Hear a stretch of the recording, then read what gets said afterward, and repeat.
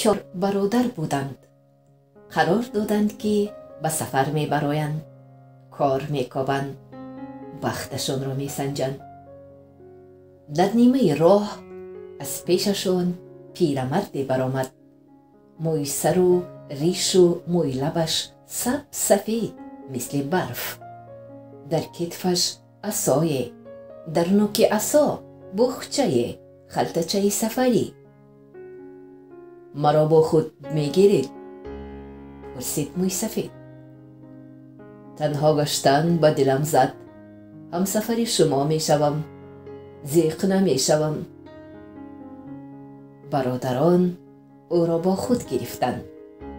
همسفران رفتند و از پیششان حوضی برآمد که آب صافی چشمسار از 2 قبور آبگذر به این حوض می ریخت. آنها قرار دادند که در همینجا می نشینند و کمی دم می گیرند. برادران از بارخلطه‌شان نان برآورده به همه برابر تقسیم کردند. پیرمرد هم از بارخلطه خودش 1 دانه پیاز را برآورد و پوست کند و به همه برابر تقسیم کرد. گفت برادری کلانی، اگر از این قبورها با جای آب شراب می ریخت، من در اینجا مهمان خانه می ساختم. همه کمبغلان و بیچاره ها را با شراب ضیافت می دادم. بگذار خواهش تو اجرا شود، گفت پیرمرد و همان زمان معجزه رخ داد. به جای آب از قبورها شراب سرخ و سفید می ریخت. برادری کلانی در همین جا ماند و 3 برادری دیگر با همراهی پیرمرد راهشان را دوام دادند. رفتند و از پیششان صحرای وسیعی برآمد. در میان الفزار 2 سنگ بزرگ. اگر این الفزار گندم زار می شد و این سنگ ها جفتی گاو و این تپه ها خیرمنی گندم، گفت برادری دوم.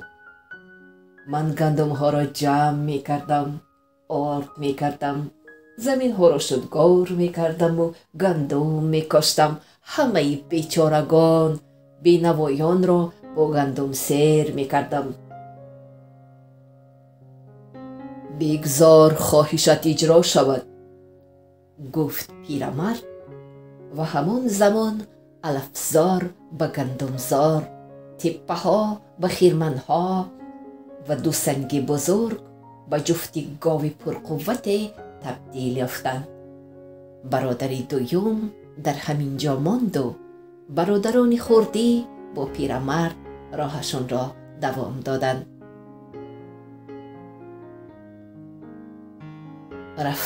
رفتند و از پیششان تپه برآمد.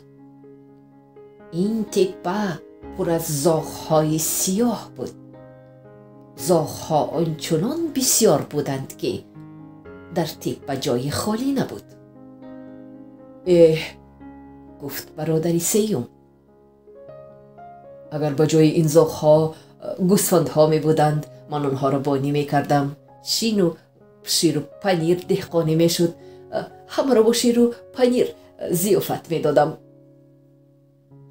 بگذار خواهشت اجرا شود، گفت موی سفید و زاغ‌های سیاه به گوسفندهای فربه سفید تبدیل یافتند و برادری سیوم در همین جا ماند. برادری خردی با پیرمرد راهشان را دوام دادند. رفتند و به دهه‌ای رسیدند. در این دهه توی بود. عروسکی زیبای به شوهر می برآمد. ای تو یکی ها، گفت پیرمرد، این عروس از شما نیست؟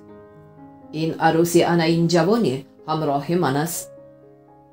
چی خیل حیران شدند مردم. اگر باور نکنید 2 نفده تاک بیارید. آن را من و صاحبان داماد به زمین میشینانیم. نفده کسی که سبز شود عروس از آن او. گفت موی سفید. مردم راضی شدند. آنها 2 نفده تاک آوردند و یک تاش را پیرمرد و دیگرش را صاحب داماد به زمین شیناندند. نفده پیرمرد شینانده همان زمان سبز شد، برگ برآورد و حتی انگور انداخت. دیگر علاج نبود. عروس را به برادری خردی دادند. پیرمرد با برادری خردی و عروسش خیر و خوش کرد و رفت. برادری خردی با زنش در همین ده ماند. همین طور 10 سال گذشت. روزی پیرمرد سحرگر خواست که ببیند که برادران چه حال دارند. شامگاهان به مهمانخانه برادری یکم آمد. السلام علیکم. برادر موی سفید جنده پوش را دید و حتی سلامش را علیک نگفت. از راه دور آمدم پسرم. سخت مانده شدم، گرسنه و تشنم. 1 پیاله شراب ده. خواهش کرد. پیرمرد: پول نداشته باشی شراب هم نیست، امیدوار نشو، رو از اینجا. گفت دغلانه برادری کلانی. اقلا اجازه بده شب را در همینجا روز کنم، بیرون تاریک است. گفت موی سفید: خانه من جای گداهانه، رو از اینجا، رو. گفت برادری کلانی و پیرمرد را از خانه‌اش راند. پیرمرد رنجید، علم کشید و گفت: بگذار همه چیز مثل 10 سال پیشی نشود.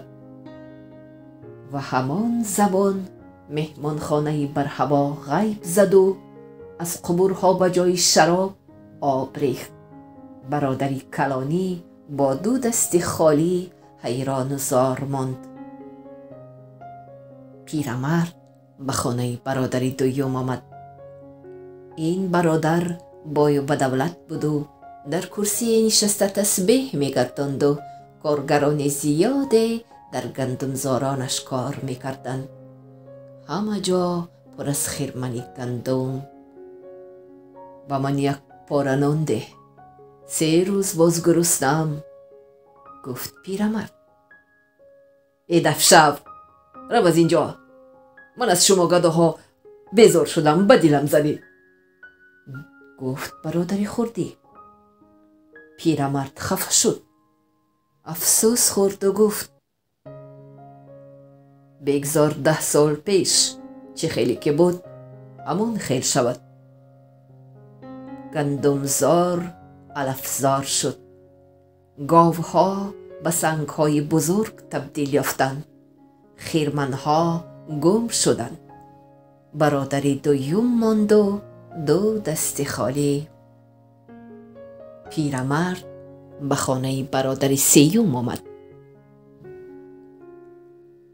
برادری سیوم باشد پیرمرد را به خانه اش راه نداد. اگر از اینجا دفن نشوی سگ‌هایم را سر میدهم، پاره پاره‌ات میکنند، برو. گفت او: بگذار همه چیز به اصل قدیمش برگردد. گفت پیرمرد رنجیده. همان زمان رمه های گوسفندان به زاغ‌ها مبدل شدند و پریده رفتند. خانه و سگ‌های برادری سیوم گم شدند. پیرمرد به کلبه برادری 4 آمد. زنی برادری خردی او را خوش استقبال کرد. بیایید پدر جان، شوهرم بیگاه می آید، خسته می نمایید، بیایید کمی در خانه استراحت کنید. پیرمرد به خانه در آمده دید که 3 فرزند برادر خردی در پیش آتشدان نشستند. اینجا بنشینید پدر، گرم شوید، گفت زن. نان میپزی؟ پرسید پیرمرد از صاحبه خانه. نان میخواهیم، نان، گفت بچه ها. زن به گوش پیرمرد گفت پدر جان، این نان نیست، آرد نداریم. من برای آرام شدن بچه ها از خاک خمیر کرده کلچه ساختم تا که تا پدرشان آمدن گریه نکنن. پدرشان از جنگل یگان میوه می آورد. دخترم ببین، آنجا نانی حقیقی است، گفت پیرمرد. و زن با آتشدان نگریسته دید که در حقیقت در آنجا کلچه شیرمال خوشبوی است. زن حیران شد، کلچه را از تنور گرفت و بچه ها با موی سفید خوردند. بیگاه برادری خردی از کار به خانه آمد و مهمان را دیده شاد شد. زندگیت چه خیل پسرم؟ پرسید موی سفید. خیلی خوب پدر، زنی خوب دارم، کودکان شیرین دارم، زندگیم خوب است. بگذار همیشه زندگیت خوش بگذرد، گفت پیرمرد. آنها تا دیر با پیرمرد صحبت کرده نشستند. شب زن و شوهر برای پیرمرد در جای گرمکک جایگاه انداختند و خودشون در بیرون خوابیدند. صبح دمید. صاحبه خانه به خانه در آمده دید که پیرمرد به کجای غیب زده است. در زیر کورپچه پیرمرد باشد. او تنگه و طلای بسیاری یافت. همین طور آنها بای و بدولت شدند و زندگیشان خوش بگذشت.